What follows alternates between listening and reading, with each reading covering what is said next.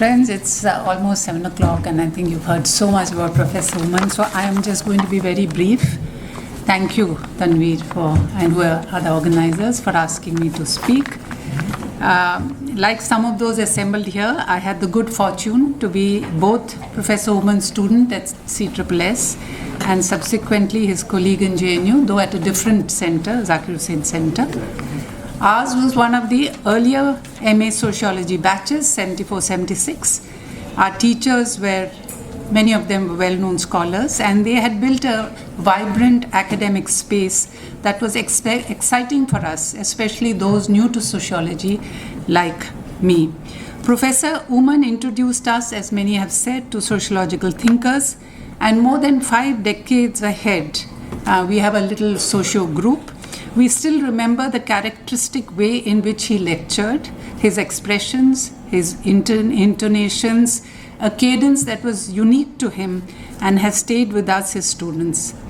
In our group, many recalled his lectures, especially on Durkheim, whose name he pronounced Durkheim, if you remember, in his very unique way, Marx and Weber.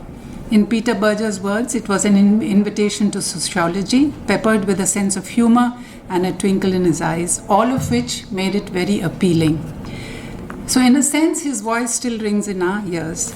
I remember Professor Oommen as a thoughtful and reflective teacher, punctual, as many have said, regarding his lectures, taking pains to prepare them, as many have said, and asking that we engage with the discipline seriously. To his research scholars, he was a supervisor who insisted on rigor in theory and methodology, but democratic in dealings and a humane and caring mentor. Many former students in our batch look back with gratitude at the small and sometimes not so small acts of kindness that Professor Oommen showered on them.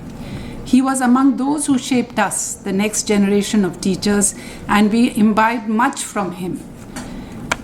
When I joined JNU as a faculty member, it was with a sense of humility that I met Professor Oommen, a former student and now a colleague. But he immediately put me at ease, as he did not believe in hierarchies, as many have said, and that is something that has stayed with me when engaging with my own students. He was always there when one wanted to discuss academic issues. In fact, I showed him our advanced course in the sociology of education, and he was quite happy to see the thinkers that he had taught us were included, and since they had so much to say on education, especially Durkheim and Weber.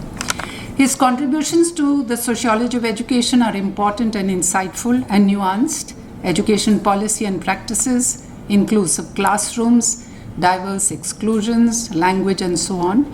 The Sacher Committee report and his own writings on citizenship and cultural pluralism speak to us in different ways. I was also fortunate to be in Madrid for the 1990 conference of the International Sociological Association, in which Professor Oommen took on the mantle of the ISA president.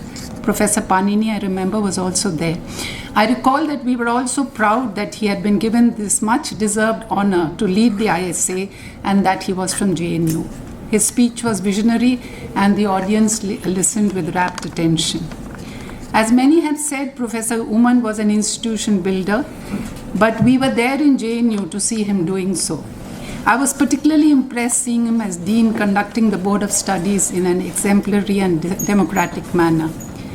I remember that when faced with a very difficult problem when I was chairperson, I knew that Professor Oommen would have the advice and reassurance I wanted. He was generous with his time as always, listened, gave his response to my thoughts about the situation on hand and what to do, taking an institutional view that helped me a great deal.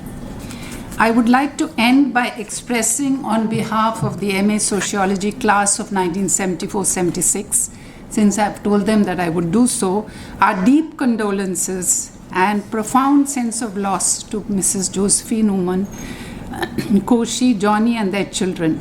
We remember Professor Oommen as one of our finest teachers, and I add as a greatly respected, admired colleague who will be missed but not forgotten. Thank you.